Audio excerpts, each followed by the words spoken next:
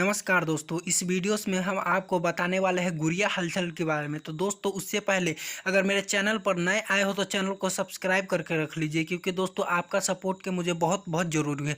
तो चलिए दोस्तों हम वीडियोस को शुरू करते हैं। दोस्तों गुड़िया हलचल जो है एक डांसर है। दोस्तों आपको बता देना चाहता हूँ कि गुड़िया हलचल जो है काफ़ी तेज़ी से इंटरनेट पर वायरल हो रही है। दोस्तों हर सोशल न्यूज़ मीडिया में अभी आ रही है। तो दोस्तों आपको बता देना चाहता हूँ यह ट्रेंड में चल रही है।